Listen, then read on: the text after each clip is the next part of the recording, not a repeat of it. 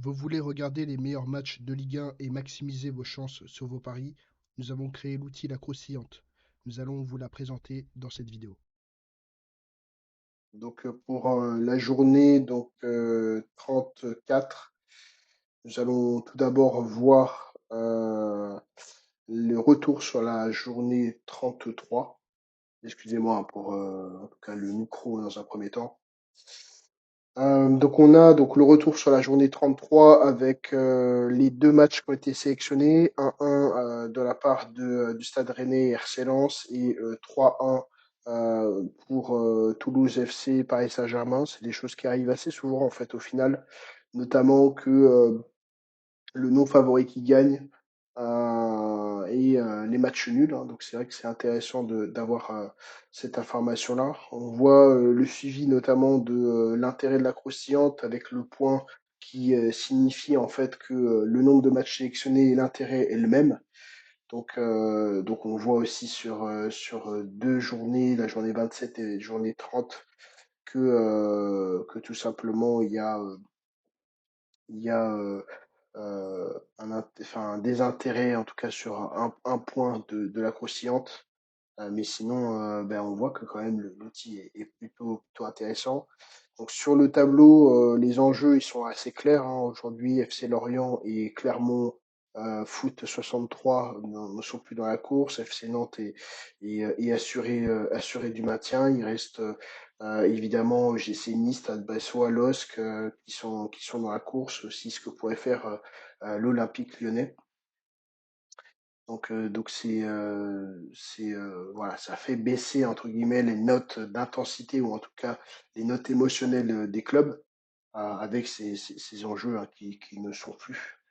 Euh, voilà, donc après le calendrier nous propose plusieurs matchs. Nous, sur le tableau, on a tout d'abord LOSC OGC Nice à 16 sur 20 avec une moyenne sur l'ensemble des matchs de 10,97.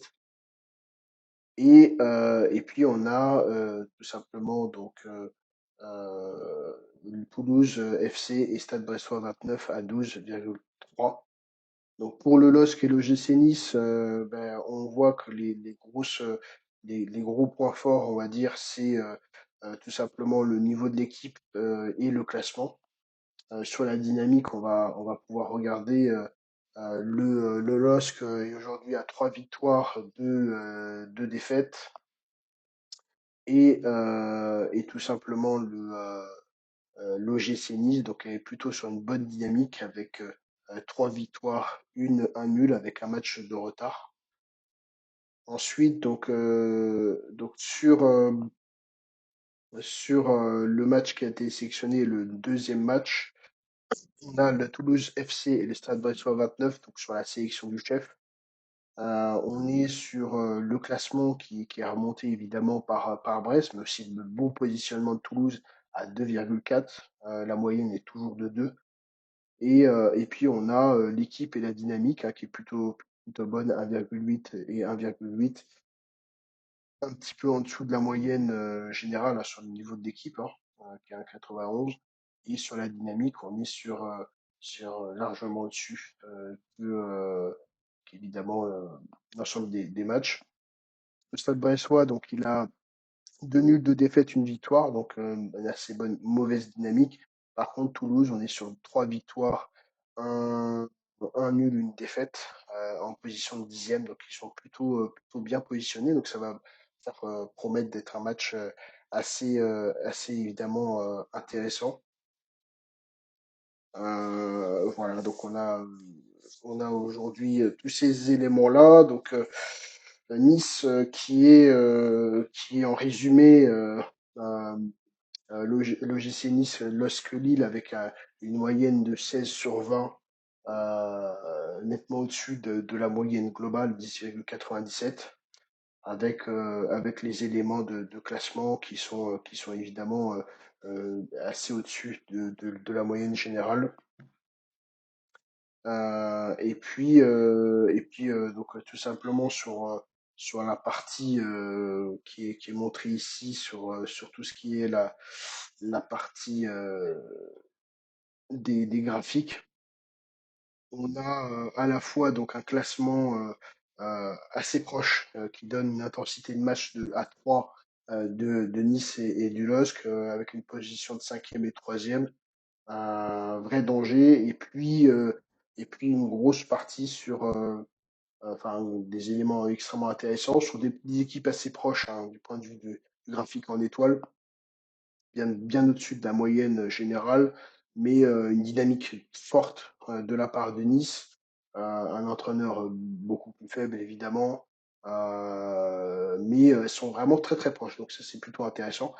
Et puis sur la Toulouse et puis le Stade Brestois, on a donc vraiment une assez bonne tendance, en tout cas pour Toulouse, qui est assez stable. On va voir si ils vont pouvoir casser cette tendance sur la dernière journée. Voilà, une intensité simplement de 2 et des équipes assez proches, à part sur le classement, mais globalement, elles sont assez proches en fait au final, à part le niveau évidemment d'Éric Roy, l'entraîneur. Donc voilà, c'est deux matchs qui sont vraiment très très intéressants. On l'a vu notamment sur les sur les différents anciens matchs. Donc ça promet évidemment d'être très intéressant. Alors n'hésitez pas voilà, à nous suivre, voilà, nous abonner, nous suivre, aller sur notre Telegram, notre Instagram, notre Twitter. On va continuer à poster pendant l'été pour notamment voilà, travailler sur des sujets de recrutement, évaluer l'année, continuer sur les croustillantes, proposer des statistiques très spécifiques, des débats aussi sur la suite. N'hésitez pas en tout cas à nous suivre.